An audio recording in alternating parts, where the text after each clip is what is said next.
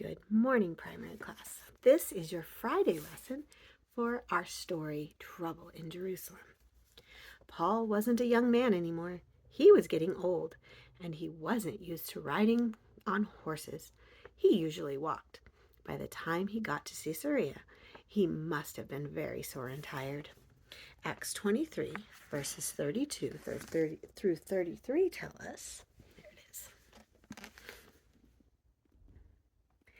On the morrow they left the horsemen to go with him and returned to the castle, who, when they had come to Caesarea, delivered the epistle to the governor, presented Paul also before him. After Governor Felix read the letter from the commander, he decided to send for the leaders of Jerusalem who were accusing Paul. While Felix waited for those men to come, he kept Paul as a prisoner in a nice, safe place. Verse 35. I will hear thee, he said, when thine accusers are also come. And he commanded him to be kept in Herod's judgment hall.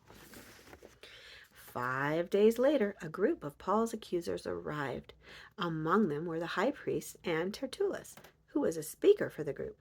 Soon they and Paul were standing before Felix. In Acts 24, verse 1.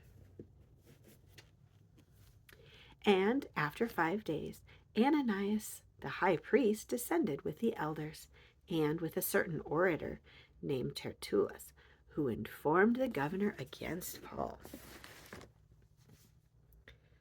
First, Tertullus told Felix some very bad things about Paul that were not true. And all the others who came with Tertullus said that he was telling the truth about Paul. After Tertullus finished speaking, it was Paul's turn to talk. Verse 10. Then Paul, after the governor had beckoned unto him to speak, answered, Forasmuch as I know thou hast been of many years a judge unto this nation, I do more cheerfully answer you for myself. As Felix listened to him, he knew that Paul had not done the bad things that Tertullus said he had done. But Felix didn't let Paul go. Instead, he said that he wanted to talk to the commander who had rescued Paul from the angry crowd in Jerusalem. Verse 22.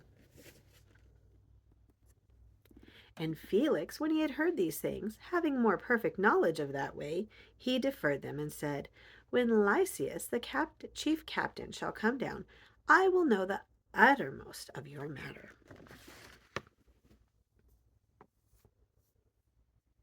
So Paul was still a prisoner, but Felix ordered Paul's guard not to chain him and to let his friends visit him any time. Verse 23. And he commanded a centurion to keep Paul and to let him have liberty, and that he should forbid none of his acquaintances to minister or come to him. Now think about this.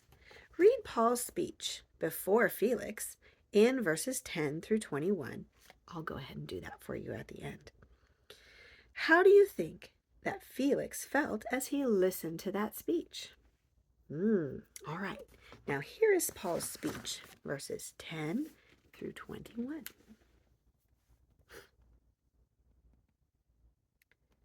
Let's see.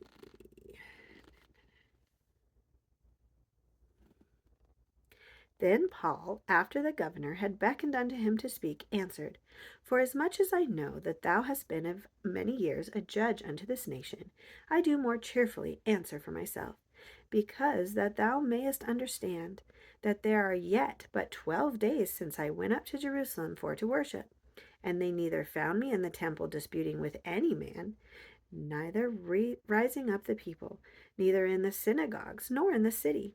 Neither can they prove the things whereof they now accuse me. But this I confess unto thee, that after the way which they call heresy, so worship I the God of my fathers, believing all things which are written in the law and in the prophets, and have the hope towards God, which they themselves also allow, that there shall be a resurrection of the dead, both of the just and of the unjust. And herein do I exercise myself to have always a conscience void of offense toward God and toward man. Now after many years I came to bring alms to my nation and offerings, whereupon certain Jews from Asia found me purified in the temple, neither with multitude nor with tumult, who ought to have been here before thee, and object, if they ought against me. Or else let these same here say, if they have found any evil doing in me while I stood before the council, except it be for this one voice that I cried standing among them, touching the resurrection of the dead, I am called in question by you this day. Now, how do you think that Felix felt as he listened to that speech? How did you feel?